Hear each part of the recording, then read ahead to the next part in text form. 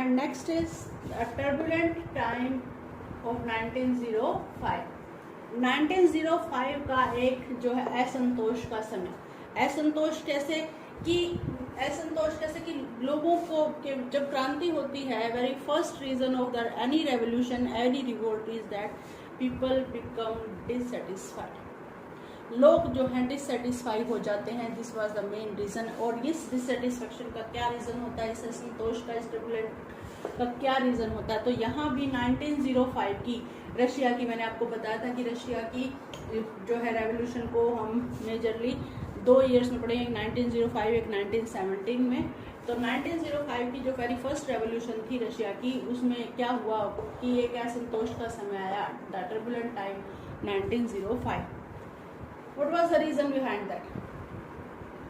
और क्या था हुआ इस दौरान, तो हम यही डिस्कस करेंगे कि 1905 में जो सोशलिस्ट थे, सोशलिस्ट वर्कर पार्टी थी, जो सोशलिस्ट थे, चाहे वो वर्कर्स के साथ थे, चाहे वो पीजेंट्स थी, चाहे वो रेवोल्यूशनरी पार्टी थी, चाहे वो जो डेमोक्रेटिक पार्टी थी। तो वर्कर्स की पार्टी डेमोक्रेटिक पार्टी थी और रेवोल्यूशनरी पार्टी थी पीजेंट्स की।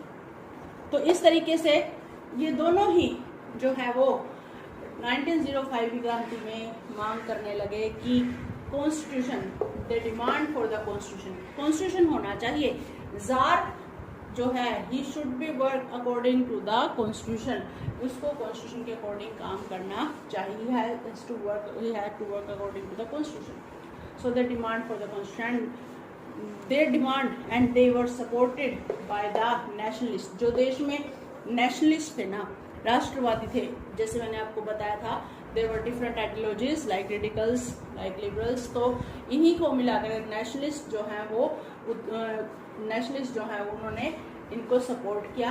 और जद्दिस्ट, जहां मुस्लिम डोमिनेशन था, जद्दिस्ट कौन थे? Jadidist were the people, Muslim people और area of Muslim dominating area, जिसे जद्दिस्ट कहा जाता था। तो जद्दिस्ट मुस्लिम रिफॉर्मर्स को कहा जाता था, जहां जो है मुस्लिम डोमिनेटिंग एरिया में जो मुस्लिम रहते थे, और मुस्लिम जो रिफॉर्मर्स जो होते थे रशियन एम्पायर में, उन्हें जद्दिस्ट कहा जाता था। तो इस तरीके से सोशलिस्ट की डिमांड को, जो कॉन्स्टिट्यूशन की उनकी डिमांड थी, उसको सपोर्ट किया गया जद्दिस्ट द्वारा और नेशनलिस्ट द्वारा। अगेन आई एम रिपीटिंग, राष्ट्रवादी नेशनलिस्ट जो राष्ट्र के निर्माण का, राष्ट्र के लिए बदलाव के लिए संघर्ष कर रहे थे, जद्दिस्ट जो कि मुस्लिम रिफॉर्मर्स, मुस्लिम जो हैं वो सुधारक थे।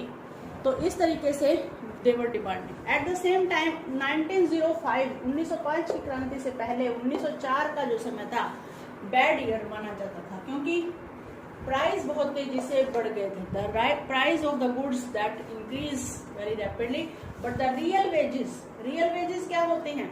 रियल वेजेस होते हैं कि फॉर एग्जाम्पल कि एक जो है व्यक्ति 100 रुपए कमा रहा है, उसके पास 100 रुपए कमा रहा है, तो 100 रुपए में वो जो है 5 किलो आटा खरीद पा रहा है।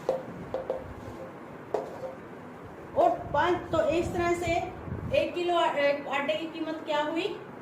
20 रुपए। और अब कमा तो वो 100 रहा है, परंतु ये कीमत 20 रुपए से जो है वो 25 रुपए हो गई। तो how much he can get only 4 kg। समझ आई?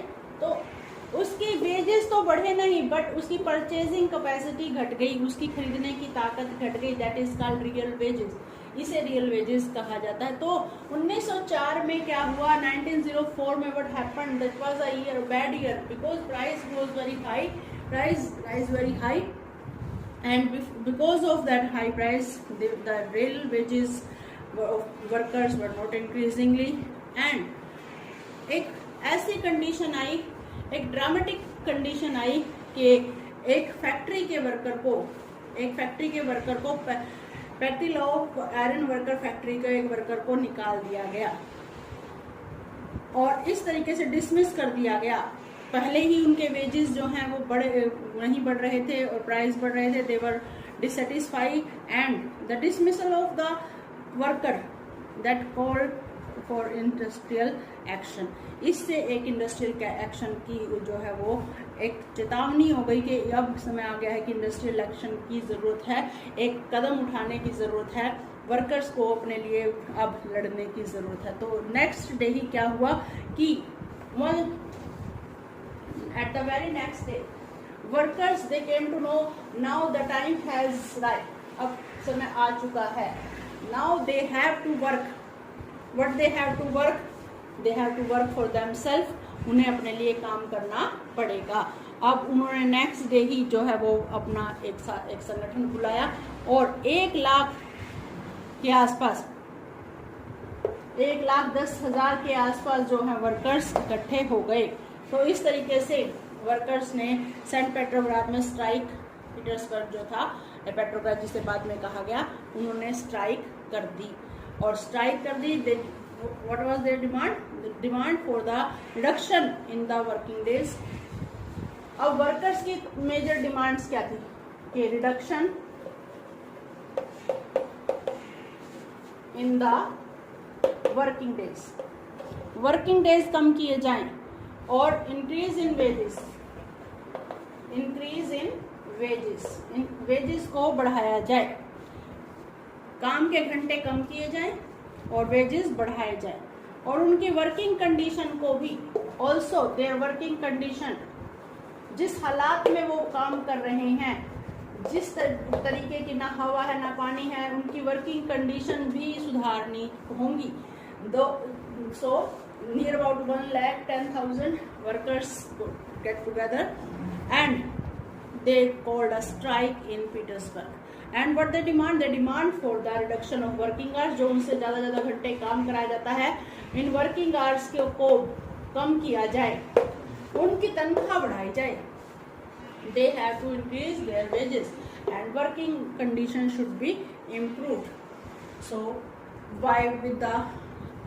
with these 3 demands they marched towards the castle of the king, Winter Palace, राजा के किले तक जाने लगे, राजा के महल तक जाने लगे, विंटर पैलेस तक।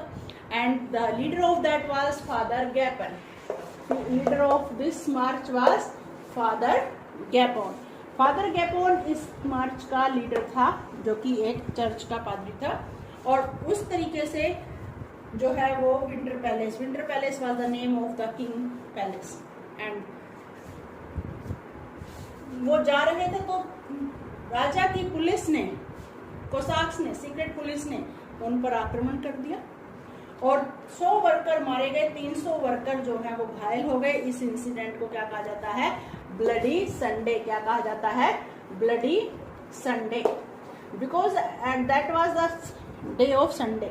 ये उस दिन संडे का था और वर्कर्स जो हैं अपने जो है वो ग्रुप के साथ, अपने जो है दल के साथ राजा के विंटर पैलेस की ओर बढ़ रहे थे, but the police attack over them and 100 of workers killed, 100 of workers killed and 300 they were injured. So this day was known as Bloody Sunday. इसको ये बहुत इंपॉर्टेंट क्वेश्चन बनता है, what was the event of Bloody Sunday? तो इस तरीके से strike जगह जगह, इस घटना के बाद तो भूचाल आ गया, आतंक फैल गया एकदम से, जगह जगह पूरे देश में क्रांतियां होने लगी।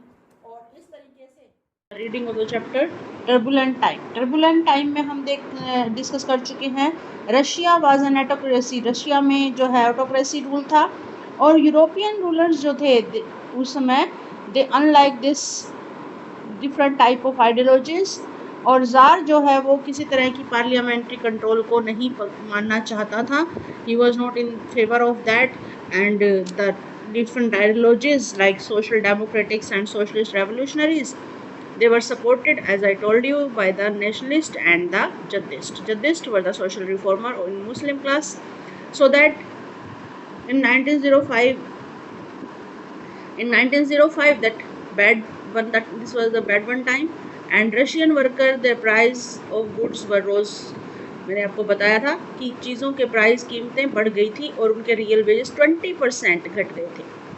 Means the price of the goods rise at that the real wages declined 20%. उनकी कीमतें इतनी बढ़ गई थी कि उनकी जो है खरीदने की परचेजिंग पावर 20% घट गई थी। वो मैंने आपको सारा समझाया है वीडियो में। एंड वर्कर्स एसोसिएशंस जो हैं वो तेज़ी से इस असंतोष के कारण जो वर्कर्स एसोसिएशंस थी वे रोज़ ड्रामेटिकली तेज़ी से बढ़ने लगी, पनपने लगी।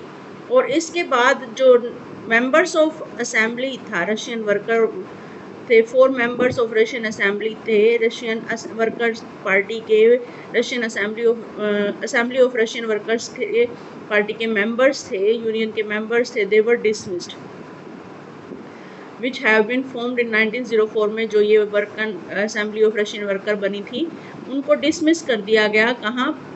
पुतिलोवा आयरन वर्कर्स इंडस्ट्री ने इन 4 वर्कर यूनियन जो थी उसमें से 4 को निकाल दिया।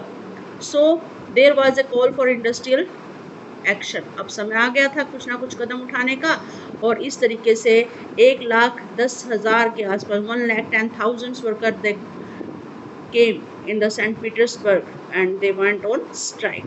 What were their demand?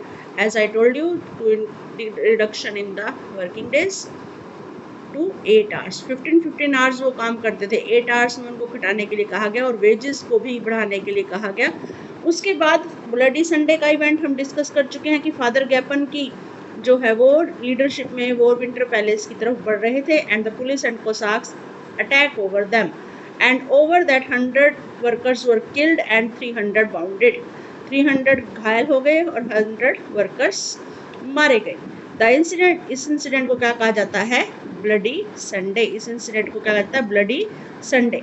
And as this create disrest among the people, इससे लोगों में असंतोष फैल गया और ये रेवोल्यूशन भड़क गई और पूरे देश में all over the country that university closed, university बंद हो गई, student bodies they stack walkout complaining about the lack of civil liberties. उन्होंने क्या कंप्लेन की कि जो हमारे मानव अधिकार हैं, सिविल लिबर्टीज़ हैं, उनको भी हमें नहीं दिया जा रहा है, नागरिक सुविधाएं भी हमें नहीं दी जा रही हैं। तो उसके खिलाफ लॉयर, डॉक्टर, इंजीनियर सब जो है वो शामिल हो गए और वर्कर सब जो है they establish the union. Workers ने क्या, लॉयर ने क्या, डॉक्टर्स ने, each and every one they form their own union and demanded for the constitution assembly. What was the major demand? Constitution assembly. के ऐसे काम नहीं चलेगा, कॉन्स्टिट्यूशन असेंबली बनाई। तो 1905 में जो है जार सिचुएशन की जो है सीरियसनेस को समझ गया and he accepted the creation of the elected consultative parliament और ड्यूमा। ड्यूमा क्या है यहाँ पर? Duma is the name of the parliament in Russia. So tsar ने परमिशन दे दी कि जो कंसल्टेटिव पावर पार्टी होगी, जो कंसल्टेटिव ग्रुप होगा, पार्लियामेंट जो होगी, उसको ड्यूमा को उसने परमिशन दे दी। बट उसको पता था कि ये ट्रेड यूनियन जो है सभी जो बहुत ज़्यादा भड़के हुए हैं। आफ्टर 1905 उसने क्या किया? उसने इन कमेटीज, इन यूनियंस को फिर से इलीगल घोषित कर दिया। जो समय बन गई थी ट्रेड यूनियंस, अब उसने इलीगल घोषित कर दी। अब वो उसको जो है वो उससे सबको जो है वो ठिकाने लगाना शुरू कर दिया, अनऑफिशियल घोषित कर दिया and since they were declared illegal सारी इंस्टीट्यूशन। और ड्यूमा को भी उसने अपनी जो है जो उसके ऊपर रिस्ट्रिक्शन लगाती थी पॉलिटिकल एक्टिविटीज़ में, ड्यूमा को भी उसने डिसमिस कर दिया। पहली ड्यूमा तो 75 डेज़ में ही रिप्लेस हो गई, सेकंड ड्यूमा 3 मंथ्स में रिप्लेस हो गई और इस तरीके से ड्यूमा को में जब तक उसके मन मर्जी के मेंबर्स नहीं आए वो इस तरह से ड्यूमा को चेंज करता रहा और अपनी पावर्स पर किसी तरह की भी रिस्ट्रिक्शंस ना लगे, उसकी पावर में किसी तरह की कमी ना आए, रिडक्शन ना हो, तो उसने इस तरीके से ड्यूमा को बनाना चाहा कि no one can put barrier, no one can put restriction on his power. So he also change the voting laws. Duma में जो वोटिंग करने का तरीका था वो भी उसने चेंज कर दिया दैट। और ड्यूमा में थर्ड ड्यूमा को उसने एक्सेप्ट किया क्योंकि थर्ड ड्यूमा में कंजर्वेटिव्स है। Conservatives means those who are in favour of the king, those who are in favour of the king rule. So liberals and revolutionaries were kept out और liberal radicals को बाहर निकाल दिया। तो एक तरीके से उसने ड्यूमा को पूरी तरह से अपने अंडर कंट्रोल ले लिया। तो this was the result of 1905 कि पहले तो एक्सेप्टेंस कर ली कि ड्यूमा बनाई जाएगी पर ड्यूमा को उसको अपने हाथों की कठपुतली बना लिया। This was the topic up to here and now we will discuss about First World War.